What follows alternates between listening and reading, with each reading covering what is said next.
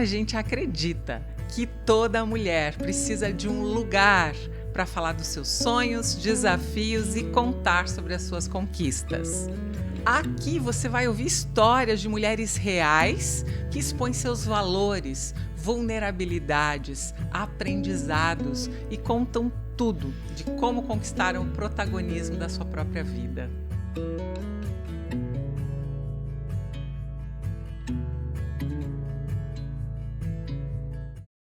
Olá, bem-vindo, bem-vinda. Esse é o meu podcast, mas principalmente o seu. E você já conhece o Me Inspira. Se ainda não conhece, dá uma olhadinha nos outros episódios. A gente teve a primeira temporada de histórias de mulheres reais que falam da sua vida, carreira. E quando a gente conta a nossa história, a gente passa a ser um farol que ilumina a tua jornada. Se você gosta de história de vida, então hoje é mais um episódio. Você sabe também que aqui nós contamos a nossa história sob o olhar da nossa carreira, porque temos tantos papéis como mulher e as mulheres que eu chamo aqui, elas entendem que o impacto que elas querem gerar, além da sua família, além dos seus valores individuais, é através dos negócios, é através da carreira. E é por isso que, se você gosta de conselho, nós estamos chamando essa temporada de As Conselheiras, a gente tem conselhos de experts aqui. E hoje, claro, sem mais delongas, eu já vou apresentar quem é a minha convidada, uma expert em finanças. Deixa eu ler a mini bio dela aqui. Olha só, eu estou hoje aqui com a Eneile Guimarães. A Eneile é CFO, conselheira de administração certificada, com mais de 24 anos de experiência em finanças de empresas nacionais, multinacionais, como Renault, Votorantim, Aker Solutions, Arauco do Brasil. Sócia da Bicontrol Tech Consultoria em Eficiência Financeira. Ela é contadora, possui MBA em Controladoria, Auditoria e Gestão Financeira pela FGV, pós-graduada no Executive MBA da Fundação Dom Cabral e em Data Science pela Harvard Inovação. É especialista em controladoria, estratégia de fluxo de caixa e tech em finanças.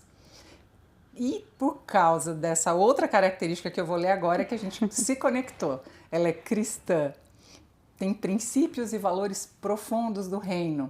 Mãe da Júlia, de 17 anos, da Giovana, de 13 anos, e Felipe, de 6 anos. Mentora nos programas de liderança feminina da IBEF, WCFO Brasil, Nós por Elas, IVG e Elevate. Evangelista de tecnologia e de IA para finanças.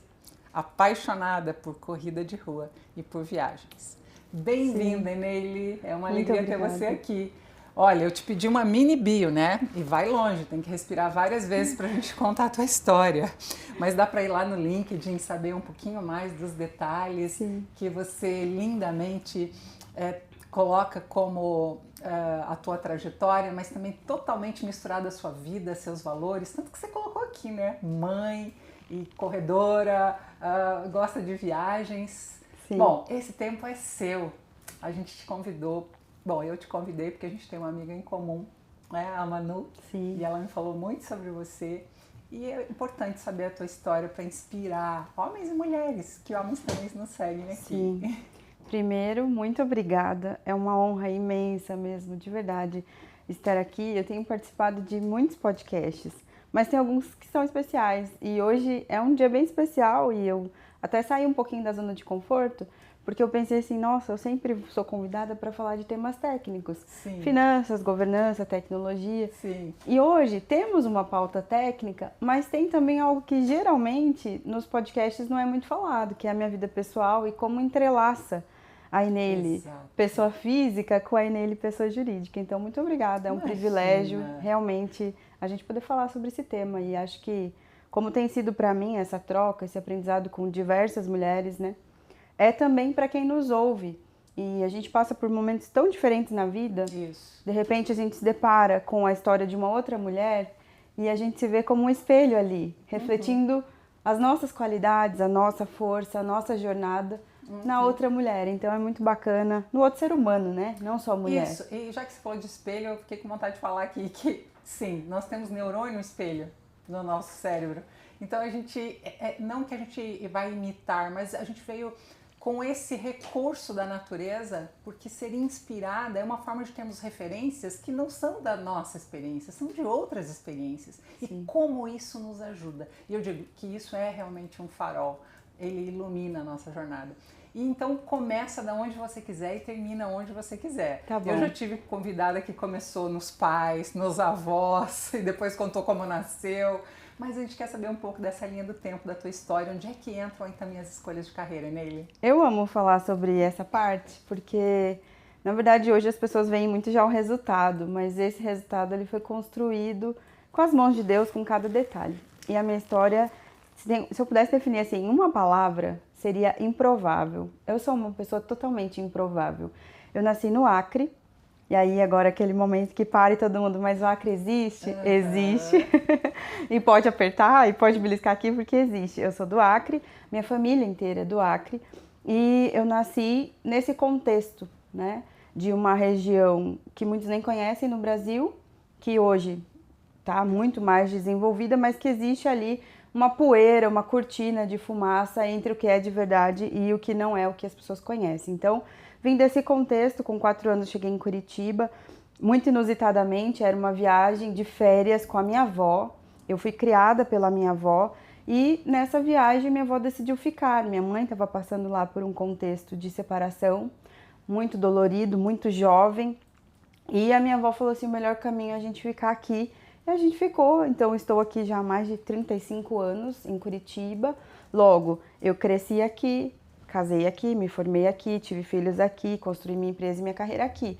Então, muito da minha cultura hoje é curitibana, mas a minha origem, meu DNA é do Acre. E isso também moldou muito da experiência que eu adquiri, que foi, com 4 anos, sair da minha família, da minha cidade, da minha história, do meu contexto, e vir para um lugar totalmente diferente. Literalmente, do norte para o sul, de uma cultura onde lá é muito familiar, muito quente, calorosa, muito intimista, e aqui não. Aqui eu encontrei, mais de 35 anos atrás, uma Curitiba mais fechada, mais fria, as pessoas, né, com mais resistência inicial, e isso já foi uma grande escola para mim aos 4 anos de idade, essa mudança de contexto. Então a minha adaptação começou a ser moldada ali. E eu sempre gosto de dizer que o que foi muito importante nesse primeiro processo foi a questão da identidade. Né? Deus tem uma história assim, nessa minha improbabilidade de marcar a minha identidade, a minha essência, quem eu sou. Foi isso que ao longo de toda a minha vida fez muita diferença para eu resistir e para eu superar os desafios que eu vivi desde muito cedo. Né? Desafios naquela época mais emocionais e sociais do que qualquer outro que a gente possa ter hoje, que depois de adulto a gente começa a ter outros, né, financeiros, relacionais, enfim, vem outro tipo de desafio, mas muito jovem eu enfrentei esse tipo de desafio já, essa mudança, e aí veio, ali ainda na primeira infância, as primeiras decisões, que é, o que eu vou fazer com tudo isso, né, eu passei por alguns questionamentos que eu hoje digo que nenhuma criança deveria ter que passar, que é questionar, cadê meu pai? Cadê minha mãe? Por que eu não posso ter direito a ter uma família estruturada como todo mundo? Porque daí você vê na escola, né? Todo mundo com aquela família tradicionalmente, e você se questiona, mas por que eu não posso? Eu não mereço?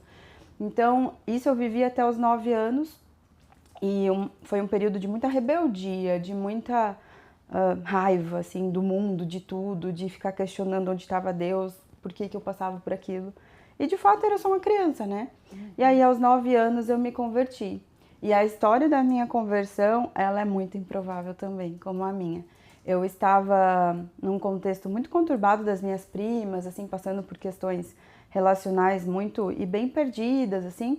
E eu, um dia, estava andando na República Argentina, era um sábado de tarde, e eu ouvi, passando em direção ali entre o portão e o Capão Raso, eu ouvi um barulho. E aquele barulho era da música, me chamou a atenção. E eu entrei sozinha, sentei lá no fundo e era um grupo de jovens da igreja num culto. E aquela palavra era para mim. Deus tinha um propósito aquele dia na minha vida. E eu entrei, ouvi a mensagem, fui a primeira no apelo e aceitei Jesus. E minha vida mudou completamente. Aquele dia foi um marco de Deus na minha história, onde começou a curar toda essa ausência, essa falta, essa rebeldia, esse buraco que existia dentro de mim, pelas questões familiares e por todo esse contexto muito abrupto de mudanças que eu vivi muito nova. Então, foi a partir dali que esse processo de cura, de paternidade, e hoje eu sei, ao longo da minha vida eu fui trabalhando muito isso, né? Hoje eu sei quanto importa a figura paterna, a figura materna, que a minha avó exerceu tudo isso junto, né? Não só isso, mas de tio, de primos, da minha própria vida, do meu acolhimento de família que ficou para trás. Minha avó foi muito esse papel para mim, mas a partir da minha conversão, Deus veio restaurando essa identidade. E isso, sem dúvida, as pessoas falam assim, Eneile, você é uma pessoa muito forte. Por muito tempo eu odiei isso. Eu rejeitava muito isso. Quando as pessoas falavam assim, nossa, você é muito forte, você é guerreira. E eu ouvia aquilo e falava, eu odeio isso. A sensação era, eu não precisava, mas tive que ser, né? A sensação era de uma revolta de falar assim, poxa, eu não gostaria de ter sido forte. Isso. Mas eu não tive opção. Exato. Eu tive que ser forte. Né? Eu poderia ter sido criança. Exato, exatamente. Então, amigos que me conhecem desde essa época, que eu tenho vários, graças a Deus, eles, da igreja, né? Eles sempre falam assim, nossa, Eneile, você tinha 9 anos e parecia que você já tinha 15, 20, sua maturidade era muito grande, você já era uma velha criança. Por quê? Porque esse processo todo faz a gente amadurecer e ter responsabilidade mais cedo. E a minha carreira iniciou também muito cedo e muito precocemente com esse viés de responsabilidade. Eu estava ali, diante de uma decisão que era, ou eu vou ser uma boa pessoa, ou eu vou ser uma má pessoa. Ou eu vou ser uma revoltada e vou tomar caminhos, né? E os meus amigos, muitos foram para esses caminhos de se acabar em drogas e até em crime. Ou eu ia estudar, ia trabalhar, ia construir uma vida que eu entendia como uma vida digna. Então, foi diante dessa decisão que eu fui buscar assistir no jornal um programa para menores aprendizes. Então, eu não vim, quer dizer, eu vim de uma família muito bem financeiramente, mas lá no Acre. Minha avó veio para cá nesse contexto de eu vou recomeçar a minha vida. O que ela fez? Ela tinha 7 filhos. Ela deu um bem para cada filho e veio para cá sem nada. Ela recomeçou a vida do zero aqui. Então a gente veio, mesmo sendo uma família que tinha boas condições, a gente veio sem nada, a gente teve que recomeçar. Sim. E aí eu fui para esse programa, que era um programa social da Guarda Mirim, passei, na época era bem difícil de passar, passei em excelente posição e entrei, e aquilo foi um marco na minha carreira já. Eu comecei, eu digo assim, tive a sorte, o privilégio, a bênção de Deus de começar muito bem. Então eu saía de casa às 5 da manhã e chegava às 11h30. Era lá do outro lado da cidade, em Almirante Tamandaré, e eu estudava lá de manhã, às 6 horas eu tinha que estar na fila em formação, depois eu ia para o trabalho e depois eu estudava o ensino normal. Voltava para casa só para dormir, né? Cansada, super cansada, às vezes tinha trabalho para fazer. Comecei dessa forma, aos 14 anos. Mas Deus foi muito bom comigo e eu comecei já na área. Então eu comecei já muito bem posicionada, e essa minha curiosidade, essa minha sede de querer transformar a minha vida através da educação e do trabalho foram sempre norteadores muito claros, assim. Então, hoje eu tenho até um pouco de receio de contar isso, porque aos 14 anos eu tive a oportunidade de fazer meu primeiro mapa mental de carreira. Isso não é normal. Hoje a gente vê pessoas com 25, com 30 que ainda estão assim, ai meu Deus, o que eu vou fazer? Porque as possibilidades são muitas, né? Talvez isso tenha ajudado lá atrás, que as possibilidades eram menores, então eu fiquei mais focada. Sim, essa complexidade das opções sempre é um problema. Quando tem pouca opção, você fala, é isso que eu quero e... Né? Já diminui a dificuldade, né, de escolher. Então, isso foi uma coisa que ajudou também. Aos 14 anos, eu sentei, desenhei meu primeiro mapa mental, que eu tenho ele até hoje, e eu tenho mais 2 depois disso, onde eu falei assim, eu quero trabalhar com finanças e eu quero ser uma executiva. Você me perguntar assim, por que eu pensei isso? Eu não sei. Hoje, refletindo, eu queria muito ressignificar a minha história. Eu queria que tudo aquilo que eu tinha passado, no fim, servisse para algo. E esse algo era inspirar outras pessoas de que a gente pode escolher um bom caminho na vida através da educação e do trabalho. Nossa, deixa eu dar uma inspiração aqui, porque eu fiquei inteirinha arrepiada agora na hora que você falou. Emocionada mesmo com a tua história. Muito emocionada, porque você pensou em você, mas você pensou, o que eu posso fazer para o próximo com isso que eu estou fazendo por mim? Não é só para mim. Sim. Quando eu olhava ao meu redor, o que eu via era... Primeiro, quando eu olhava para dentro, o que eu via era uma criança, uma menina, que tinha sido muito machucada. E quando eu olhava para fora, eu via muitas outras pessoas machucadas como eu. E eu falava assim, poxa, mas Deus mudou a minha história, então eu tenho uma responsabilidade de anunciar isso. Mas não era falando só, era vivendo, era com uma vida que refletisse isso. Que bom, né? Que foco já em ação. Isso foi uma coisa que me chamou muita atenção quando eu te conheci. A gente se conhece há pouco tempo, mas parece que já faz muito. Foi essa teu dinamismo. Achei você extremamente dinâmica e com uma inteligência estratégica em tudo. Na convivência daquele painel que foi o download do SXSW. Sim. Né? Gente, essa menina parece que nasceu pronta. Eu quero conhecer a história de vida dela. E você está me contando, me parece que eu já esperava que você tinha feito tudo isso por si mesma. Que você tinha autonomia como um grande forte na tua história. Você tem que ter autonomia, né? Mas aí esse ponto, você mexeu num ponto bem sensível. Essa palavra da autonomia, ela sim é uma grande fortaleza e eu louvo a Deus porque Ele me fez essa pessoa autônoma, mas na minha relação com Deus é o meu maior desafio. Porque como eu tive que aprender, diante de todos os desafios que eu tinha, eu aprendi a ser independente e autônoma, não tinha outra forma, né? Era eu e a minha avó. E a minha avó já era uma pessoa mais idosa e ela já tinha cumprido o legado dela, assim, a maior parte da vida dela já estava feita. Ela já estava com 55 por aí, naquela época. Pela minha idade. Não, mas por que eu digo isso? Deixa eu rir aqui. Isso aqui é um bate-papo, tá? Você não tá me constrangendo, não. Porque isso também faz parte. Olha que interessante como é a nossa geração agora. Exato. Você tem 40, né? Já, tá. Já não, eu tô chegando lá. Tá chegando? Então nem ainda tem 40. E olha já tudo que você realizou. Só que as mulheres que assistem, que ouvem, que fazem parte também do nosso programa, são de 23 até 60 e estão extremamente produtivas. E esses dias a gente falou sobre a carreira da mulher, até você vai lá e vê, foi com a Manu Soliman.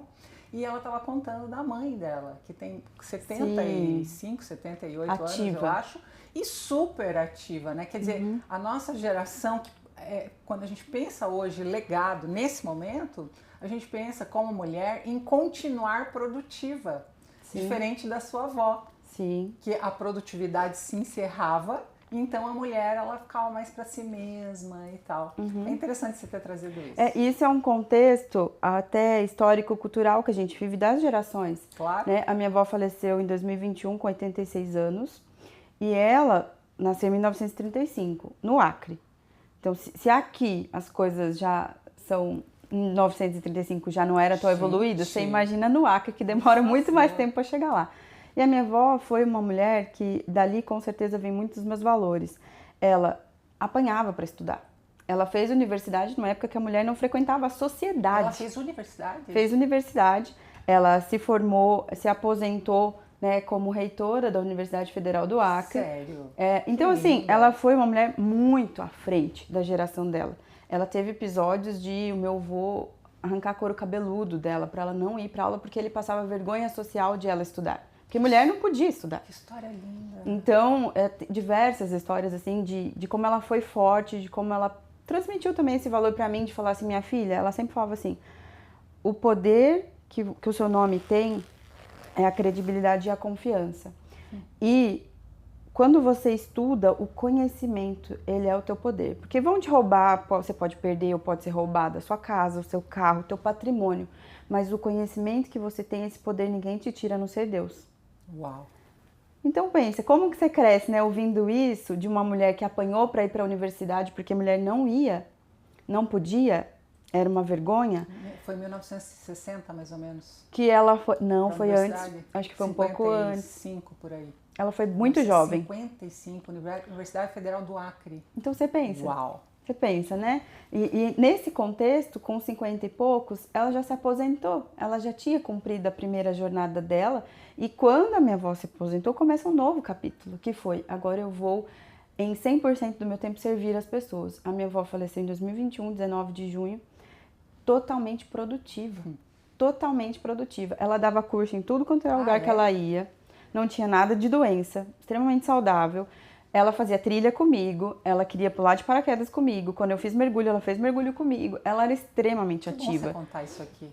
Sim, então é uma assim. forma de honrar a história dela também. Sim, e ela deixou esse legado em mim, né? Tem uma questão que eu estava pensando sobre qual é a metáfora que eu poderia fazer de vida. Uma delas é essa passada de bastão de legado, que hoje também é muito do que eu vivo com os meus filhos e com todas as mulheres que eu discipulo, com todas as pessoas que eu mentoro, de transferir um legado para a gente dar sequência em valores, principalmente valores que hoje a sociedade tem deixado ali escondido ou tem perdido. Volta lá na autonomia, porque você disse que era sensível, eu fiquei curiosa. Sensível no sentido de, quando a gente fala do nosso relacionamento com Deus, a gente tem que ser dependente. E uma pessoa que foi como eu, forjada para ser forte, autônoma e guerreira, isso conflita. Porque a gente se atropela, a gente quer sair tomando decisões antes de que Deus nos dê o sim. Então, na minha vida espiritual, eu sempre fico, Deus, eu não posso ir e depois pedir sua bênção. Eu preciso que o Senhor me fale antes e confirme para eu poder ir. Porque isso é sucesso na vida. Eu sempre digo assim para os meus filhos que o lugar de sucesso que Deus tem para nós é o centro da vontade dele. Qualquer lugar diferente disso, a gente vai ser trabalhar e vai ser frustrado. Vai voltar para casa e vai encostar a cabeça e vai falar, tô exausto e não vai se sentir feliz. Isso. Então, é por isso que eu falo, esse é meu grande desafio. Ao mesmo tempo que é uma fortaleza que eu tenho, é o meu desafio espiritual diário de falar assim, Deus, eu não quero isso se o Senhor não estiver me mandando. Mas você já ter tido consciência de que é extremamente proativa e que pode correr na frente de Deus, já é um grande passo, né? Sim. Porque tem gente que ainda não entendeu. Sim, né? sim. E quando você fala de sermos totalmente dependentes de Deus, eu tenho exatamente a mesma sensação e crise que você. Porque eu também tive uma história de ter que ser muito autônoma desde criança, sendo a filha mais velha. E é assim, a hora que eu vejo, tem algumas pessoas que são referências para mim na fé e dizem assim, eu estou esperando Deus falar. Eu falo, uau, esse é um dom que eu queria ter. Porque, sabe, já fiz 10 coisas, daí eu pergunto para ele, dessas 10, quais eu posso selecionar, né?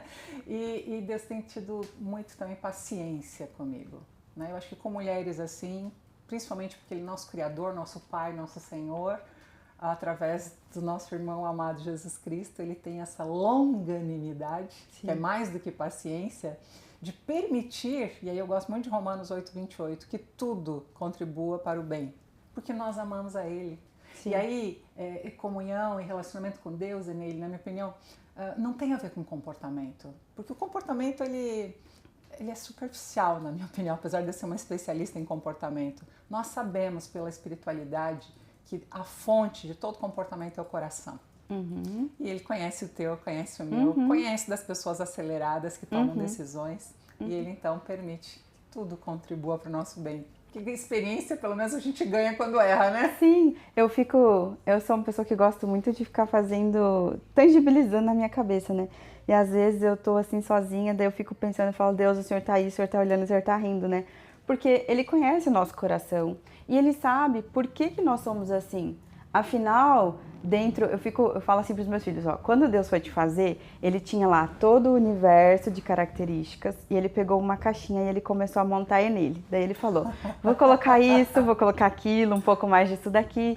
E Ele conhece, foi Ele que nos fez, a autoria é dele. Então, assim, é ignorância da nossa parte, essa é a palavra, a gente achar que, ai Deus, desculpa porque eu tô agindo assim. Ele conhece a nossa essência e é isso que importa para ele. Ele conhece a nossa história, ele sabe de neurociência como ninguém, ele sabe por que a gente se comporta dessa forma defensiva ou agressiva, de vez em quando nessa velocidade de ser uma pessoa que vai e faz, sem perguntar para ninguém, né? Então, eu às vezes me pego falando assim, Deus, o Senhor deve estar rindo, né? Porque eu de novo fui primeiro e não consultei, ou fiquei falando, Deus me abençoe e não, Deus, o Senhor quer que eu vá? Por isso que eu falei que é um desafio para mim. Entendi. Mas que bom você contar desse desafio. É importante para nós mulheres com princípios e somos da área de negócios, pode ser que muitas aqui se identifiquem. Sim. E isso não nos desabona, isso não nos diminui na nossa fé, mas é uma característica, assim, para crescermos nela. Sim. Né? Sim. Para crescermos. E eu digo assim, eu quero ser autônoma da porta para fora. Eu quero ser Lindo. independente da porta para fora. Exato. Mas aqui dentro, Isso. eu quero depender totalmente de Deus. Eu quero ter clareza que é Ele. Tudo dele, tudo para Ele.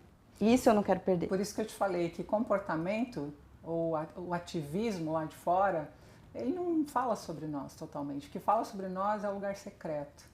Né? Aquele lugar onde estamos nós, conosco mesmas e com o nosso Criador. E aí ele sabe que o nosso coração, claro que Davi, né, o homem segundo o coração de Deus, fez muita coisa sem perguntar.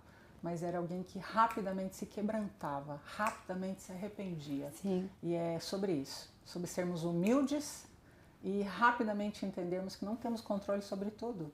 É esse coração, né? E eu vejo assim que às vezes Deus também espera que a gente seja proativo. Deus quer isso. Com certeza. Ele quer que a gente seja essa pessoa que vai, que faz. A questão é, isso precisa estar alinhado primeiro com o propósito. Isso. A essência não pode perder. Né? E as pessoas falam assim, Nele, você faz um monte de coisa. Como que você dá conta de tudo que você faz? Realmente, eu faço muita coisa. Mas tudo que eu faço, eu gosto de falar assim, ó, é como se eu tivesse aqui no meio meu Deus, eu esqueci a palavra da árvore que vai no meio. O tronco. Eu tenho o tronco e tudo que deriva daqui, ele tá ligado no tronco. Sim. Eu não faço coisas que não têm correlação. A videira verdadeira e os seus ramos. Exato, então é isso, eu faço um monte de coisa, mas todas elas têm um propósito. Por isso que dá fruto. Exato, é muito isso. Tudo assim. que você faz dá um fruto, porque está ligado na fonte certa, na seiva certa. Me conta, como é que você escolheu a sua carreira? Você disse que começou lá na Guarda Mirim e falou, não, eu vou ser uma executiva de finanças. Daí em diante, o que aconteceu? Estava refletindo sobre isso vindo para cá e algo dentro de mim me lembrou lá da minha herança no Acre, da minha família no Acre, dessa história de vida da minha família. Aquele momento que a minha avó pegou todos os bens, porque ela foi uma mulher muito próspera, ela conquistou um patrimônio que era quase impossível. E quando ela pegou tudo e deu um terreno, uma casa para cada filho, se desfez de tudo e veio para cá recomeçar, ela estava dizendo assim, dinheiro não é tudo. Uau! E eu escolhi trabalhar com o dinheiro, porque eu sempre quis passar a mensagem correta sobre o dinheiro. O dinheiro é meio, não é fim. Uau! Que coisa, mulher! Que bom ter você aqui para falar sobre isso. Sim. Então, a escolha por finanças é isso. Sim, as pessoas precisam entender que não é o que eu tenho, é o que eu sou, é o que eu faço com o que eu tenho. É isso, sempre foi sobre isso. O que eu tenho é limitado, quem eu sou é ilimitado. É eterno, quem eu sou é eterno. Uau. O que eu tenho é passageiro, é só aqui, isso vai acabar. Ela te ensinou na prática isso. Na prática, então, aquela revolta, todo aquele peso que eu vi, daquele sofrimento, porque foi sofrido deixar todos os filhos, todos os netos, a casa, a vida, a história que ela construiu para trás e recomeçar num outro lugar zerada, estava me dizendo alguma coisa. E eu aprendi com isso. Então, quando eu escolhi finanças e eu passei agora 25 anos já trabalhando com o dinheiro dos outros, administrando o dinheiro dos outros e entendendo esse comportamento humano em relação ao dinheiro, é só para dizer assim, gente, o dinheiro não é tudo. Mas também tem um outro lado, que no Brasil a gente tem um histórico de considerar o dinheiro como algo ruim. Então, eu gosto de limpar a lente para que as pessoas enxerguem que dinheiro não é ruim, dinheiro é muito bom. Mas a gente precisa ser bom primeiro, a gente precisa fazer bom uso dele. Né? Repete essa frase, dinheiro não é ruim, mas a gente tem que ser bom primeiro? A gente precisa ser bom primeiro, porque é a gente que decide o que faz com o dinheiro. Por favor, né? fala Então, mais o problema sobre é isso. que a gente olha assim, a gente fala, o dinheiro é sujo, dinheiro não presta. E a gente tem o hábito também de olhar para milionários, para pessoas prósperas que construíram grandes patrimônios e afastar isso da gente. E eu tenho convicção no meu coração de que esse não é o propósito de Deus, porque Deus é abundante, Deus é próspero e o dinheiro, ele só foi, assim como diversas outras coisas que o diabo fez, ele pegou algo bom que Deus fez, assim como a família também, e ele usa para o mal. E aí a gente, como ser humano, tá olhando para o dinheiro sobre essa ótica, e não sobre a ótica que é de Deus, que é de abundância, que é de meio. Através do dinheiro eu consigo abençoar, construir, fazer coisas boas no mundo, transformar o mundo. Então, é esse o meu propósito de vida. E aí é totalmente compatível, vamos dizer assim, com a Bíblia, que diz que o problema não é o dinheiro, mas é o amor ao dinheiro. Isso. Que o amor ao dinheiro coloca essa espécie, né, que agora nem tem mais em papel, acho, nunca mais vi, coloca numa ordem de prioridade errada. O que você ensina? Claro que você trabalha mais com CNPJs e tudo, mas quando você faz mentorias, ou mesmo no seu princípio financeiro, o que você ensina sobre prioridade financeira? Eu ensino o que eu sou. Primeiro é você. Primeiro é o seu propósito, a sua essência. Isso. Se isso estiver bem resolvido, a sua identidade estiver curada, o dinheiro não vai te colocar num atalho errado. Pelo contrário, você vai dominar sobre o dinheiro. E ele não vai roubar teu coração. Ou seja, o que eu quero dizer na prática? Você não vai trabalhar loucamente e abandonar os seus filhos. Você não vai trabalhar loucamente e atropelar pessoas. Você não vai trabalhar loucamente e passar por cima ou usar as pessoas de uma maneira indigna. Não, porque você sabe, a sua essência está bem resolvida e o seu propósito está claro. Então aquilo vai convergir para que o dinheiro fique no lugar certo, na ordem de prioridade certa na vida. Quando a gente não tem isso bem resolvido, a gente sai atropelando valores, princípios, e nisso as pessoas vão junto. E a gente sangra pessoas no caminho. Aí a gente ganha muito dinheiro, constrói muita coisa legal, é o que eu mais vejo. No mundo corporativo de conselho, o que eu vejo? Famílias que construíram impérios, patrimônios muito legais e que estão se matando, literalmente se matando, e empresas acabando porque essas famílias entre si perderam a ordem de prioridade. O dinheiro se tornou mais importante, os bens, o próprio valor da empresa se tornou mais importante do que o meu irmão, do que o meu pai, do que a minha mãe, do que o meu marido, do que o meu filho. Como é que chega a esse ponto, Emily? E chega muito fácil, invertendo a prioridade. Isso. Eu vou no modo automático e é muito seduzente. Ter dinheiro, viver esse mundo de aparências, sim, e agora com o digital mais ainda, que a gente abre o Instagram, começa a ver fulano na Itália, o outro no Japão, o outro nos Estados Unidos, num hotel de luxo, num resort, ostentando, e você tá aqui trabalhando, e aí você olha e fala, nossa, por que tá todo mundo, tem alguma coisa errada comigo? Porque tá todo mundo curtindo e aproveitando, e aí isso faz com que você queira conquistar as coisas com o coração no lugar errado. Exatamente. Então, é a mesma coisa que acontece nas empresas. Conquistar as coisas com o coração no lugar errado. Tem que posicionar o coração primeiro, né? Sim. E a gente já sabe como faz, né? E não é o tema desse podcast. Vamos seguir na tua carreira. Tá bom. E aí, você formou onde? Você fez a graduação? Como é que foi? Conta um pouco desses detalhes.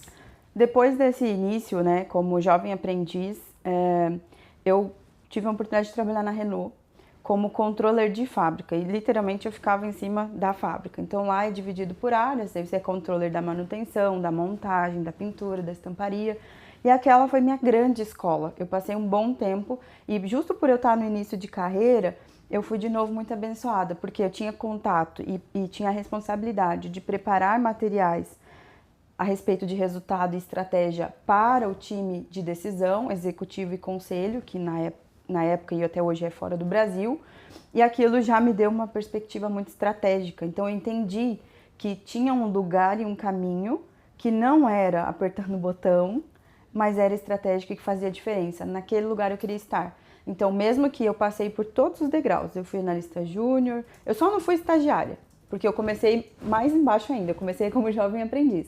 De jovem aprendiz eu fui analista júnior, pleno, sênior, especialista, controller, coordenadora, gerente, cheguei a CFO. Uau! Então eu trilhei essa jornada degrau por degrau. Eu não pulei etapas. Isso foi muito importante para mim. Porque hoje a robustez que eu consigo ter dentro de finanças, de conseguir falar sobre controladoria estratégica, sobre tesouraria, gestão de fluxo de caixa ou sobre contabilidade e tributário, vem dessa experiência prática. Eu conheço o chão de fábrica, eu passei por todas as etapas, eu não pulei e Hoje as pessoas querem pular, a pessoa começou hoje, amanhã ela quer ser CFO. Né? Eu não sei se isso existe, talvez até exista, mas eu não sei quanto isso é produtivo. O nome disso é nepotismo. Tô brincando. Né? A vida é de processo. É de processo. Nunca a gente tem inteligência artificial, a gente tem tecnologia, a gente consegue fazer magia com isso, mas a gente nunca vai conseguir gerar um bebê antes de 9 meses, ou 8 ou 7, quando é prematuro. vai precisar passar pelo processo. Não é só gente, todo mamífero, nem um gatinho, nem um passarinho, todo mundo tem que chocar o ovinho, tem que esperar um tempo para que as coisas venham à luz e possam nascer. Eu fiquei aqui com vontade de perguntar uma coisa que eu só vou perguntar para você, porque você é muito inteligente e perspicaz e você não se intimida com perguntas, mas fala para mim, no tema dinheiro, como ser estratégica e ética, que é uma coisa que você é muito, sem se corromper. De novo é o coração, né? Sempre é o coração, mas fala um pouco do mundo corporativo. Estratégia e ética, às vezes, eles sim, muito conflitam. Eu costumo dizer assim, que o mal que a gente vive hoje não é o mal de não ser estratégico. O mal que a gente vive hoje é a ruptura de valores. Tá. Então, o primeiro lugar, a base, deveria ser valores. E eu, até dentro de finanças, eu sempre falo assim, qual que é a característica para mim mais importante de um CFO ou de qualquer pessoa que trabalha em finanças? Precisa ser uma pessoa honesta e confiável. Isso. Depois, valores, honestidade e confiança. Depois, se você vai formar essa pessoa para fazer uma boa análise, para ser mais estratégico, para consolidar, tudo isso, gente, a gente consegue treinar e formar. Mas a pessoa ser confiável, você poder entregar a chave do cofre na mão dela e dormir em paz, que ela não vai te roubar, isso não tem preço, isso é impagável. Não é mesmo? Não Fala para alguém que tem todo o dinheiro aí do mundo, você daria a chave do cofre para quem você não confia? Não daria. Então, em finanças, essa questão de valores, eu bato muito nisso, muito. Tudo que eu falo, eu trago isso. E governança, por isso que a governança vem na minha vida, é sobre falar sobre restaurar valores humanos. Exato. Controles e governança é sobre falar, vamos lá, vamos trazer ética para o jogo, vamos falar sobre transparência, vamos falar sobre ser honesto, né? Que é, para mim, na minha área, é insumo básico. Não tem como você ter um CFO que você não confia, ou que não é uma pessoa honesta, que não é leal. Não tem como. Inclusive, eu já vivi situações, vi muitos colegas passarem por situações desse tipo e a sedução vem, a proposta vem na mesa. Não, mas vamos pegar e vamos fazer isso aqui, essa antecipação de recebíveis em 4, 5 lugares com a mesma nota, porque o mercado inteiro faz. Então é o tipo de coisa assim que eu me recuso e que eu falo, aqui não, até aqui era possível a gente negociar e conversar, mas a partir daqui você está infringindo um valor meu. Que aí tem aquilo que a tua avó falou lá atrás, né? Que é um pensamento de longo prazo, que é a sua, como é que é a sua reputação, né? Sim, ela falou isso. A credibilidade que o meu nome tem vai na frente. E aí eu tenho algumas frases, né? E uma das que eu falo é assim, valores são inegociáveis. Isso. Eu até tenho valores que eu flexibilizo num momento ou outro, porque eu também não sou completamente engessada. Mas a gente precisa ter clareza de valores inegociáveis. Isso. Até aqui, é uma pergunta que eu faço nas entrevistas, inclusive. Todo mundo que passa por entrevista comigo, eu falo, no final, eu falo assim, agora me conta um pouquinho. Eu quero saber quais são os seus 3 valores inegociáveis, aqueles não tem. Pode ser teu pai, tua mãe, teu irmão, dinheiro, o que for, e você não negocia. Uau. Porque é sobre isso. No fim do dia, é esse comportamento que vai trazer a solidez que a gente precisa para construir todo o resto em cima. Total. Então é isso. Muito bom. Valor. Nossa. Bom, e você contou essa trajetória mesmo que você chegou lá como aprendiz e foi até CFO. E aí, saiu da Renault, como as coisas foram, até você começar a Bicontrol Tech, ou não sei se você é fundadora, ou então, como é que foi para se tornar dona do seu próprio negócio? Primeira coisa, eu nunca sonhei em empreender. Tá. E aí, eu já fiz várias reflexões. Talvez seja porque eu não tive uma grande referência, assim, disso. Talvez seja porque eu sou tão focada que, como eu fiz aquele plano, eu quero ser executiva, chegar a CFO e depois a conselho, ser conselheira, eu tava faca na caveira no meu objetivo e não olhava pro lado. Até porque quando você tem muita opção e começa a olhar demais, quem faz tudo não faz nada. Então eu tava focada. E nessa jornada do operacional ao estratégico, o aprendizado foi tão grande, mas o propósito foi se fortalecendo. Quanto mais eu mergulhei no universo de finanças, quanto mais eu fui subindo e entendendo quanto isso é importante, eu fui validando meu propósito.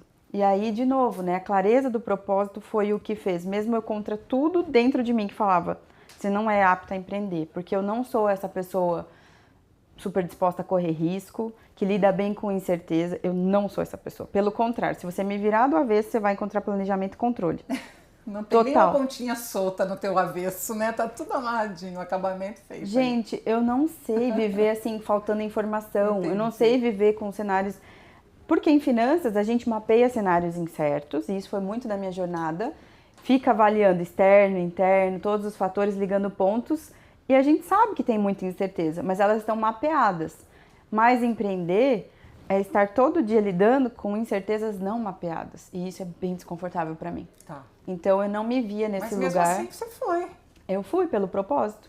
Que Porque demais. quando eu comecei a empreender, eu fiquei 4 anos em paralelo, sendo CFO no mundo corporativo e empreendendo. E quando eu tinha reuniões, que eu estava ali com empresários, com outros CFOs, e eu via o quanto que o meu trabalho gerava valor para aquele empresário ou para aquele CFO, eu falei, esse é o meu lugar. Ao invés de ser CFO de uma empresa, eu sou CFO de um monte de empresas. Eu consigo ampliar o alcance do meu propósito. E foi só por isso. É fácil e é perfeito? Não, muito pelo contrário, não é. Às vezes eu tenho vontade de falar, eu vou voltar para o mundo corporativo, porque empreender é aquele negócio assim, ó. Teve um dia, eu gosto muito de falar disso. Um dia eu estava gravando uma entrevista em um podcast e 2 horas depois cheguei na empresa e eu estava trocando lixo. É isso aí. Empreender é isso, você joga em todas as posições, você tem do glamour até o trabalho mais simples, e todos juntos, acontecem juntos, né? Não tem isso. Você é responsável pelo sucesso e pelo insucesso da empresa, é você, é a sua cara que tá ali. Então, mas aí tem o teu valor de responsabilidade que te ajuda muito no empreendedorismo, né? ajuda, A não. consistência, a regularidade. A jornada que eu construí no mundo corporativo, e eu sou uma pessoa que aprende muito vendo dos outros. Eu tento ao máximo absorver esses aprendizados para errar menos.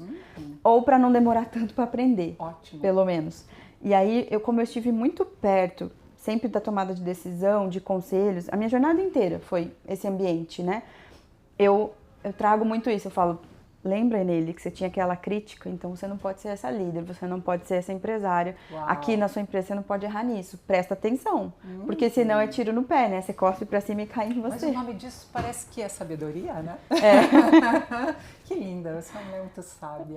Que gostoso te ouvir. Obrigada. Nossa, tô me perdendo até no tempo aqui, porque veja, aí hoje você já é empreendedora, você tem a tua empresa, eu pude testemunhar você liderando a tua equipe naquele breve evento, mas deu para perceber você com muita empatia, com muita gentileza, e como é uma área de estudo minha, estou fazendo um mestrado e a matéria que estava fazendo é compaixão, e a minha tese é liderança compassiva, eu pude ver uma líder compassiva em você. Eu pude ver alguém que também olha para o sofrimento do outro, porque a empatia, a gente até se coloca no lugar e diz, puxa, eu sinto muito porque você está sofrendo, mas a compaixão ela dá um passo a mais. Quer me falar um pouco sobre isso, sobre a sua característica compassiva? Sim, com certeza o grande líder da minha vida foi Jesus, assim. Eu já quero começar daí. Tá. Jesus tem esse olhar compassivo para nós. Ele tem esse olhar que vê além do que a gente está mostrando. Porque se você me olha na empresa, todos os dias, muitas vezes você não vai saber se eu tô bem, se eu tô mal, se eu tô brava, se eu tô feliz, como eu tô. Você não vai saber. Porque ali a gente tem uma máscara social que a gente coloca, e na posição de liderança mais ainda, nível hard, assim, né? Total. Porque a gente não pode transparecer algumas coisas, a gente não pode desdobrar algumas coisas, né? Mas Jesus não. Ele vê tudo, ele sabe antes da gente falar, isso que a Bíblia diz, ele conhece o nosso interior. Então, nesse sentido, Jesus é o meu grande exemplo de liderança.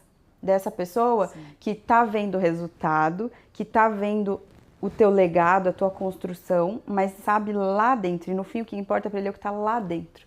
Então, eu tenho muito esse olhar e isso também fez diferença na minha jornada. Eu tive pouquíssimos líderes que foram muito inspiradores, mas eu aprendi muito com os líderes que erraram comigo. Então hoje eu falo, ei, é nele, lembra daquela lição, daquele líder que era assim, assim, assado, e você prometeu para você mesma que você não seria assim, então agora repensa a tua atitude com essa pessoa. E aí isso eu fico nesse equilíbrio todo o tempo de olhar para as pessoas como seres humanos, né? Nós somos seres humanos. Então, qual para mim é o grande papel do líder? É muito simples. O grande líder é aquele que extrai de dentro da gente aquilo que nem mesmo a gente sabe que a gente tem de potência. Eu digo que um bom líder, ele é um saca-rolha eficaz. Ele não é o vinho. O vinho está lá dentro, mas se ele não for aberto, não serve para nada. E um bom líder vai lá, tira a rolha para que aquele vinho possa Exato. ser servido, toda aquela essência. Eu, como alguém que gosta de vinho, sempre faço essa analogia. É muito legal você falar isso, porque ele faz vir aquilo que está lá dentro do outro. O melhor. E assim, é clichê? Talvez até seja, mas foi o que eu vi funcionar. É o que eu vejo funcionar. A gente trabalha muito o tema da alta performance, né? Dentro da minha empresa eu tenho um time de alta performance e esse é o meu grande desafio hoje. Porque a gente trabalha com temas complexos, o nosso público é um público mais crítico, que são empresários e CFOs. Logo, meu time precisa ter um preparo, e não é técnico só, é emocional, é relacional, muito forte. E aí o desafio é esse, como faz um time de alta performance com tanta complexidade? E é nessa essência, é de extrair da pessoa o melhor dela, muitas vezes ela não sabe, eu vejo isso muito no processo de mentoria. Você começa a conversar com um profissional e tecnicamente ela já está pronta, mas às vezes emocionalmente não está pronta, às vezes não está conseguindo se enxergar como de fato é, às vezes não está conseguindo alinhar o propósito ao técnico, à execução. Então são nessas coisas, nesse refino, né, de estratégia, onde a gente encontra alta performance. E é muito isso que eu vivo todos os dias. Erra pra caramba, erra muito, a gente erra muito, né? Mas eu acredito que o lugar começa assim, quando eu exponho a minha vulnerabilidade, quando as pessoas começam a ver que eu sou um ser humano, né? E elas têm que conhecer a gente também, tem que saber como eu funciono, não sou só eu que tenho que conhecer meus liderados, mas eles têm que saber. A gente faz muito isso lá na empresa. Como a Eneile é, como que ela funciona, que tipo de comunicação que ela tem, qual que é o perfil dela. E assim a gente começa a olhar com mais empatia, a empatia prática, não a empatia teórica, e começa a ceder um pouco. Eu cedo um pouco, você cede um pouco. Porque eu sou super objetiva e você é mais de dar voltas. E aí você se torna um pouquinho mais objetiva e eu me torno um pouquinho mais aprofundada para conseguir a gente comunicar em contrapontos, né? Fazer rapport. Ótimo. Então, é sobre isso. Ótimo. A compaixão, ela nasce nas mentorias, nesse teu modelo de liderança como uma mentora, né? É verdade. Porque aí você se aprofunda no ser humano. Você não fica mesmo só na entrega dele. Mas da onde vem a entrega? Como é que você está se sentindo hoje? Porque esses dias eu estava até escutando um cliente que eu trabalho com coaching executivo com ele já há um tempo e ele tem quase 2.000 pessoas abaixo dele. Ele tem uma posição muito estratégica no negócio, um negócio grande. E aí ele disse, puxa, esses dias uma das minhas lideradas, ela ficou muito triste porque ela descobriu que o filho de 2 anos teve um diagnóstico de uma doença difícil e que ela vai ter que lidar.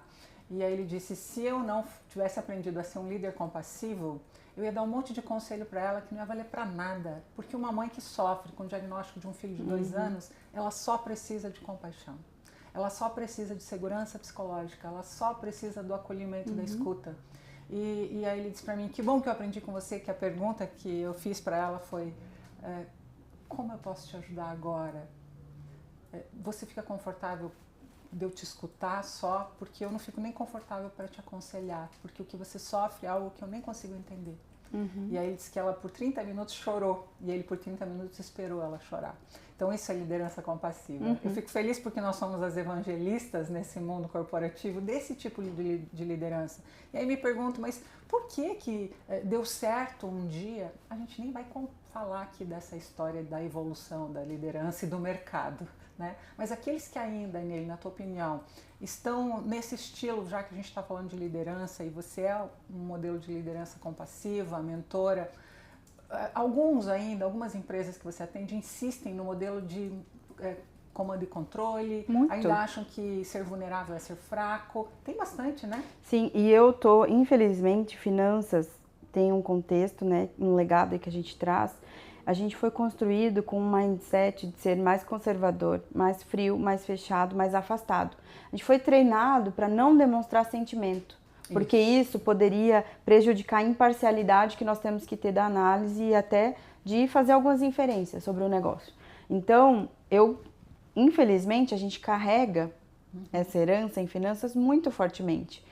E no ambiente que eu circulo mais, que é o de CFOs, a gente lida com isso todos os dias. E aí eu fico meio que chovendo no molhado e falando coisas que parecem loucura, sabe?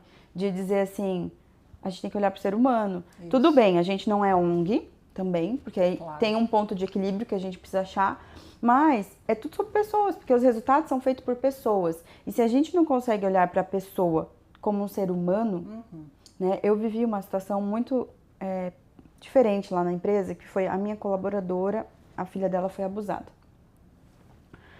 E aí a gente falou, caramba, o que nós vamos fazer? Porque a gente tem uma responsabilidade social também. Mas a gente tem... Primeira coisa que deu foi a empatia. Eu falei, meu Deus, se fosse a minha filha, eu não sei o que eu faria. Eu não consigo nem imaginar o que eu faria numa situação dessa. Eu só falei, como nós podemos te ajudar? Eu falei... E ela preocupada, porque tinha um monte de entrega para fazer e precisava trabalhar.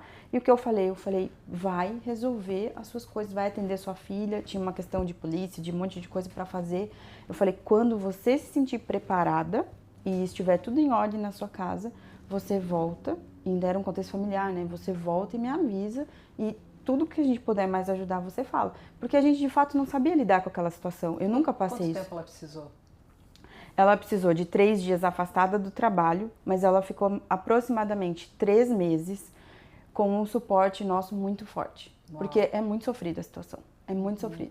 Então, como que você faz uma pessoa... Tá bom, vai lá hoje, depois que você resolver na delegacia e fizer lá tudo, a perícia que precisa fazer, você leva sua filha para a escola e volta a trabalhar. Como que você faz isso? E você acha que a pessoa vai sentar lá e vai conseguir trabalhar?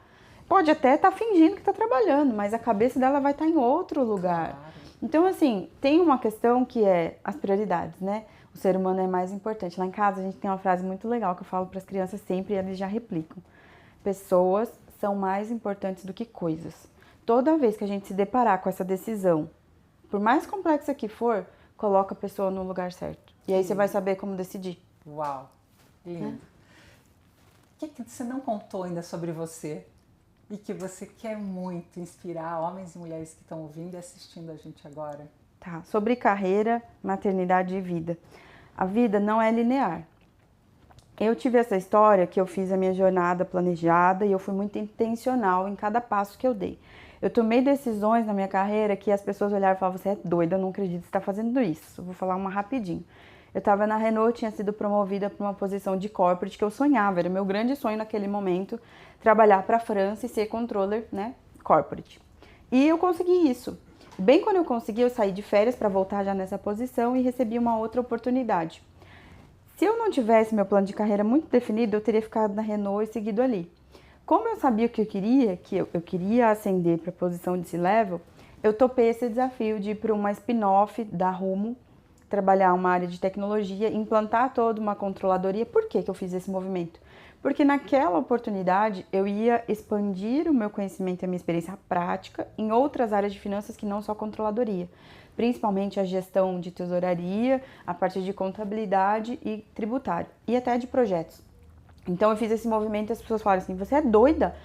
Primeiro que foi em tempo recorde e realmente quebrou algumas barreiras que tinham os próprios processos lá dentro. Como que você vai deixar uma oportunidade dessa, trocar o maior PLR do Paraná na época, para ir para uma oportunidade de uma spin-off que você nem sabe se vai dar certo? Mas eu dentro de mim estava com muita clareza do movimento que eu estava fazendo. Então, eu mesma que tinha um planejamento linear, a vida não é linear. Assim como em finanças a gente faz um planejamento, um budget, e a única certeza que a gente tem não vai ser 100% como a gente planejou. Então a nossa adaptabilidade somada com a nossa resiliência é a melhor palavra aqui, ela faz a gente ser uma pessoa de sucesso. Porque a velocidade como eu me adapto, né, com que eu me adapto, e essa resiliência diante dos desafios, principalmente os inesperados, né, e eu tive muitos mesmo, fazem com que aí a gente mostra o que de verdade tem aqui dentro de valor. Qual é a força, o que nos move. É nessa hora que vem. É na diversidade que se prova o caráter. Não é quando tá tudo bem, é quando vai tudo mal que a gente vê, né? Então eu vivi diversas situações assim. Infelizmente eu passei por um divórcio depois de 18 anos de casamento e a família sempre foi meu pilar central. Então aquilo foi como se meu mundo tivesse caído, ruído. Foi um tempo assim de reinvenção.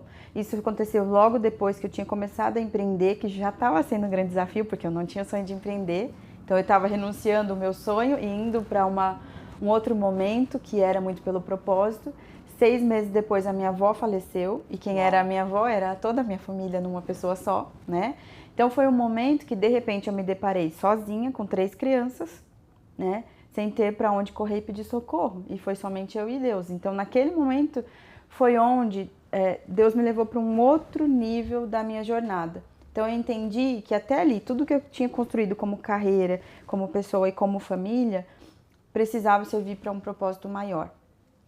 Né? Que por mais que tivesse sido horrível e a maior dor, e eu até falo assim, foi a maior tragédia que eu vivi na minha vida foi o divórcio, sem dúvida nenhuma. Mas hoje, tendo já passado 5 anos dessa situação toda, quantas mulheres eu já não ajudei que estavam a ponto de se matar, que não queria mais cuidar dos filhos, que a vida perdeu sentido para elas. Então, hoje, não que tenha acontecido para isso, mas hoje isso é uma das coisas pela qual eu sou mais procurada para ajudar outras pessoas. Obrigada por falar isso aqui. Muito obrigada. Sim, porque é tabu. É muito tabu. Sim. Né? Você não conta isso agora como se você tivesse falhado. Você está com uma energia aqui do meu lado, não é de quem falhou ou de que a família tua deu errado. Não. Acontece com todo mundo. Mas a forma como que você lida com isso. Essa é a diferença, a forma como a gente lida com aquilo. Naquele momento, de verdade, assim, sem hipocrisia, eu olhei e só pensei assim, eu vou ter que dar conta, porque tem 3 crianças aqui que eu amo muito e que eu preciso dar conta. Então, naquela hora eu não sofri, eu não absorvi, eu não racionalizei nada, eu só fui. Porque o amor pelos filhos ali foi tão forte que eu falei, eles precisam de mim. E meus filhos passaram por muitas situações difíceis. Minha filha teve crise de ansiedade, de pânico. A outra entrou num estágio de rebeldia absurdo. O Felipe, que tinha menos de 1 ano, começou a demonstrar emocionalmente uma instabilidade muito forte, uma dependência grande, não entendendo nada ainda. Então, eu, diante de tudo aquilo e todo aquele sofrimento, como é que você lida com isso? Falei, Deus, me ajuda a ser forte, a passar por tudo isso. Então, nesse lugar de muito amar os meus filhos, de acolhê-los, a gente passou por esse momento de 2 lutos profundos, né? E também dessa transição de carreira aconteceu junto. Então, eu não tinha opção, eu tinha que dar certo. Mulher. Não tinha como dar errado, entendeu? Não tinha. Mas Deus estava ali, todo o tempo. Muitas noites de choro, muito desespero. Quando você fala Deus estava ali, eu gosto de aprofundar, eu gosto de especificar um pouco. Estava ali você, carne, osso, emoções, espírito, alma, tudo misturado, mas Deus estava ali. Ele está não para tirar você dali, mas Ele está para te dar consolo e condições de estar ali sem enlouquecer, sem se perder, sem se desviar dos seus valores e princípios, se mantendo íntegra. É isso? Sim. Eu posso abrir aqui meu coração e eu vou expor algo que eu geralmente não exponho. Como mulher, eu tinha uma coisa que eu sempre orava e eu falava assim, Deus, eu me conheço. E eu é nele, eu não valho nada sem o Senhor. Eu não presto. Era isso que eu falava, assim, eu falava, Deus, eu preciso que o Senhor me ajude a me colocar no centro e não me perder. Porque eu sabia que para eu me perder era assim, era um convite errado e eu me perderia. E eu não queria isso. Então eu falava, Deus, guarda meu coração. Guarda meu coração dos convites, das tentações, da fraqueza e da vulnerabilidade humana mesmo, da carne, para que eu não me perca. Então esse era um ponto e por isso que eu falo, Deus estava ali. Segundo ponto é sobre o luto. Eu vivi o luto. E eu tenho exemplos na minha família de outras pessoas que não conseguiram viver e que até hoje estão presas ainda naquela situação. Eu vivi, eu chorei da morte da minha avó 35 dias sem parar praticamente. Eu dormia no choro, eu não parava de chorar. Mas eu falei assim, Deus, eu vou sofrer o que tem que sofrer, assim como a felicidade, as conquistas, as alegrias da vida, e eu peço só que o Senhor me cure.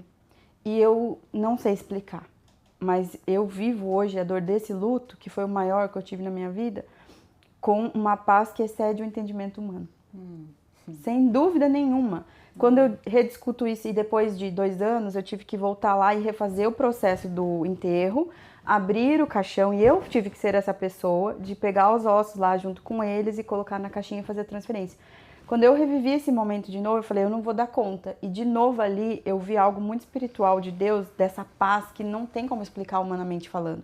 Que é Deus colocando a mão ali, falando, até que você aguenta, a partir daqui eu vou tomar, eu vou cuidar. Então, mas Ele não te tirou daquilo. Não, eu vivi. Ele estava com você. Ele estava esse lá. Consolo bem presente na hora da angústia. Exato, é isso. Que é um texto bíblico. É isso. Então, esse foi também eu consigo falar desse luto, eu consigo falar dessa história sem sem morrer. Porque eu diria assim, se eu não tivesse essa paz, eu não conseguiria falar desse assunto, eu não conseguiria seguir a vida, eu não conseguiria dar sequência. Né? Você podia ter desistido de tudo, ó, que injustiça, perdi a única pessoa que representava a minha família, ó céus, ó vida. Não tem amargura, tem paz. Exato, tem paz, tem paz. Porque você respeitou o ciclo da vida. Isso é submissão. Isso é obediência. Sim. Você é obediente. É acreditar que Deus é soberano de verdade, Exato. que Ele sabe o que é melhor e que Ele está no controle, que o nosso lugar não é esse de falar assim, Deus faça assim ou faça assado. Sim, no meu devocional de ontem foi Jó 42, por favor, Jó 42. Já começa assim, Jó dizendo, quem sou eu para ter questionado a sua sabedoria? Antes, eu só ouvia falar do Senhor, agora os meus olhos te veem. Uau! Olha, a gente já passou até do tempo, mas com você a gente podia fazer um podcast de 2 horas, né? Ou melhor, fazer o segundo capítulo de hoje. O que você acha? A gente acabou nem falando de maternidade e carreira, nem deu tempo. Porque é muito conteúdo. Eu queria explorar muito, aproveitar muito. Acho que a palavra explorar é feia, mas eu queria aproveitar, eu queria ser muito intencional com cada palavra que você fosse trazer aqui, porque ela tem um valor incrível para esse público, que é seu público também. Você também vai usar os short vídeos e a gente vai espalhar essa boa nova que é a tua história. A tua história é uma história de coisas novas. Né? Você está sempre se renovando, apesar de lutos e dores, brota aquele, eu esqueci agora o texto bíblico, mas é uma chama, é um pavio que fumega e que vem um vento só para você vir a chama de novo, vem aquele broto que se transforma novamente em árvore, né? Que é cortada no luto, é cortada nas dores, mas nasce aquele broto e cresce e é frondosa. Essa é a tua vida. Então, como eu estou vendo a partir do que você está falando, eu só me deixo levar pelo que eu estou enxergando mentalmente aqui, Eneile. Mas então a gente vai precisar concluir, né? E para concluir, eu não posso também te deixar embora, até porque eu prometi aqui para o nosso pessoal aqui da Bloco, até quero agradecer o pessoal, a equipe que cuida mesmo de mim aqui. Eu digo que eles cuidam, o Gobi, a equipe dele, eles são muito afetuosos, recebem o nosso podcast. E a gente conversou hoje um pouco sobre IA aqui. E aí eu disse, calma, eu vou fazer uma pergunta de IA para alguém que eu sei que é uma evangelista nesse tema. Sim. Fala um pouquinho do que você pensa bem rapidamente sobre a IA, na prestação de serviços, na sua área e tudo. Eu sei que você convive também com experts nessa área. É o que eu mais tenho falado nos últimos dias, todos os dias. Hoje acordei já para fazer uma fala para muitas pessoas sobre IA. Então, a gente tem vivido essa jornada de tecnologia que começou antes da IA generativa e que agora está na IA generativa. No momento lá da empresa a gente já passou de agentes, a gente está numa fase de múltiplos agentes. E o que eu posso dizer, primeiro, é o que eu falo todo dia. Resistir não é o caminho. O caminho é muito simples, o caminho é letramento e fluência digital.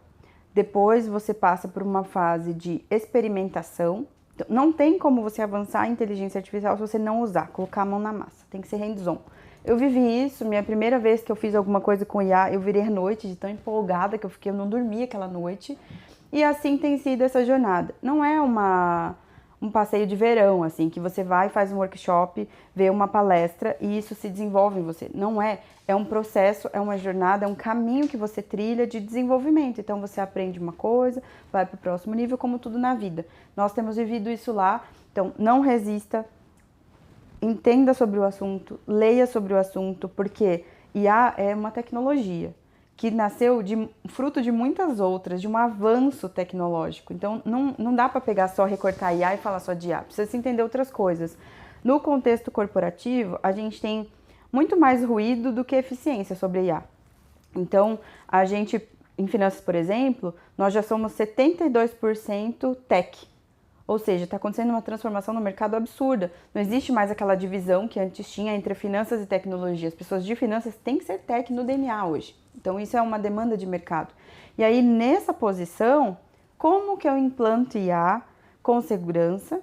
Qual que é o caminho, por onde que eu começo? Existem frameworks de governança que direcionam a gente nessa tomada de decisão, trazendo ali um mapa de calor de onde faz sentido eu aplicar recurso, tempo e energia do meu time para fazer aquilo acontecer. E se a IA for só porque está na moda, só porque é hype, é bullshit, né? Então, como que é a IA que funciona? É a IA que traz retorno. É quando de fato tem ROI. né? Seja aumentando a eficiência, seja trazendo novas receitas ou reduzindo o custo. Então, é esse o olhar. Põe o pé no chão, aterriza o assunto porque está na moda, limpa, né, a visão do que está poluindo. Tivemos vários especialistas que viraram do dia para a noite especialistas, né? Então, cuidado com as fontes, de onde pega. Perfeito. Pé no chão, vai com governança, com segurança e vive a jornada sem atropelar nada. Mas não dá para ficar parado, porque quem fica parado, eu não digo que as pessoas vão ser substituídas por IA, não acredito nisso. Mas as empresas que não tiverem IA não vão existir no mercado mais, não vai ter espaço. O que eu estou vendo é algo incrível e ao mesmo tempo assustador. Dentro da própria finanças, assim, nós temos vivido essa jornada e é assustador. Tem coisas que a gente fez um teste com a gente levou 8 meses para chegar no nível de análise que a IA fez em 2 minutos, com alguns direcionamentos nossos. E é isso, várias profissões e atividades estão sendo substituídas. E qual que é o lugar que a gente quer tomar diante disso? A gente quer ser protagonista ou a gente vai ser refém? Boa pergunta. Com essa pergunta, eu queria que você contasse sobre o que está acontecendo na tua empresa, nas tuas mentorias, teus cursos. Faz convite aqui, conta para as pessoas como elas podem ser mentoriadas por você, alguma oficina de IA que você tem aí para acontecer, como é que é? Lá na Bicontroltech a gente está super dinâmico, porque a gente está sendo genuíno. Nós estamos vivendo a jornada. A gente não está na hype de verdade, a gente veio de uma... A gente existe como CNPJ há 5 anos, mas a nossa metodologia nasceu antes disso. Quando a gente ainda estava no mundo corporativo, a gente já começou a validar a metodologia. E a gente nasceu com R, com SQL, depois que são linguagens de programação. Depois a gente avançou para o SQL e para o Python. Depois veio modelos estatísticos, meu sócio é estatístico, né? Vieram modelos estatísticos para forecast, para tomada de decisão. Depois a IA não generativa, preditiva, que as pessoas pouco falam dela, mas ela é super importante. E depois veio a generativa, que revolucionou. Agora agentes e agora múltiplos agentes. Então a gente está nessa jornada de desenvolvimento e a gente tem uma sede muito grande de compartilhar, de transbordar aquilo que a gente tem vivido. Então a gente compartilha muito conteúdo no LinkedIn, tanto a empresa quanto no meu. A gente faz imersões práticas e não só de ficar vendo palestra. Hoje foi um dia desses, por exemplo, nessa manhã a gente reuniu vários executivos para fazer isso. Então, nos siga no LinkedIn, no Instagram, que a gente sempre está postando lá. Tem algumas coisas gratuitas, muita coisa boa gratuita. Tem muita coisa que a gente faz no modelo custear o evento, custear aquele momento ali. O core business nosso não é IA, apesar de que a gente tem feito isso muito bem, porque o que a gente faz é automação de processos em finanças. Seja com IA, seja com machine learning, seja com estatística, seja até com modelos aí, como Excel, por exemplo, dependendo do contexto do cliente. Sim. Então, o nosso foco é trazer performance para dentro dos processos financeiros. Né? Então, esse é o recado. Sobre mentoria, que é o outro ponto. Hoje eu não atuo como mentora no modelo pago. Esse é o pilar da minha vida que eu escolhi para ser voluntária. Então, 30% da minha agenda hoje, você viu que tem várias instituições, né? Então, no IBF Paraná, que é o Instituto Brasileiro de Economia e Finanças, eu estou liderando um projeto que é o Núcleo Plural, que fala sobre diversidade, todas elas. E nós acabamos de lançar uma mentoria para mulheres em finanças. Muito legal. Essa mentoria no mercado custaria 25 mil. Mulheres que são líderes em finanças, do que é nível intermediário. Controller, head, gerente, até uma coordenadora, dependendo do tamanho da empresa, pode se candidatar, é gratuita, é online. Especial isso. E é uma CFO mentorando outra CFO. Uau, gente, não perde, por favor. Muito legal. E aí tem outras instituições. A WCFO Brasil é um programa nacional que eu atuo e que eu recomendo muito, onde tem mulheres CFOs, nós somos hoje mais de 200 mulheres lá dentro, e a gente troca todos os dias todo tipo de conteúdo, técnico, comportamental, relacional, eventos, estratégia, tudo a gente troca lá, eu recomendo muito. Tem também o Elevate, que é global, eu mentorei agora 9 mulheres globalmente, é super interessante. Executivas, muito legal. E tem o IVG. O IVG é para mulheres que estão mais em fase inicial da carreira. Analistas, por exemplo, elas podem participar desse programa de mentoria, o Nós por Elas, e eu sou uma das mentoras lá. Então, hoje, meu pilar de mentoria, eu faço gratuitamente, é o meu back, né, para a sociedade, é onde eu devolvo ali aquilo que a vida e Deus me presenteou. Bom, você vive princípios na prática, né? Você não fica só falando sobre isso. Sim. E vive propósito. Muito obrigada por ter vindo. Eu que agradeço. Olha, eu realmente fluí naveguei nesses ventos que sopraram de vários assuntos aqui. Sim. E a gente conseguiu fazer isso com tanta leveza, com tanto gosto. Muito obrigada. Eu estou muito alegre. Eu falei coisas que eu nunca falei em outros Sério, podcasts. essa era a intenção. Você esquecer que tem 3 câmeras na nossa frente. Sim. E você se sentir segura para ser você. E é isso. Essa vulnerabilidade agora ela vai para as redes, ela vai para o YouTube, ela vai... E eu acredito sim que você, homem e mulher, que se conectaram com a gente, que estão aí ouvindo e vendo a história de Neile, vocês podem tirar, pensar aí inspiração e sabedoria a partir da história dela. E se você quiser saber mais, vai aí nos nossos vários episódios, temos outras grandes mulheres inspiradoras que falaram, mas também não deixa de se conectar com a Neile, porque olha quantos lugares especiais nós temos para mulheres através dela. Quer terminar? Eu quero que você conclua o podcast de hoje do jeito que você quiser, talvez com a sua metáfora da vida, que você pode repetir, mas eu quero te dar essa honra.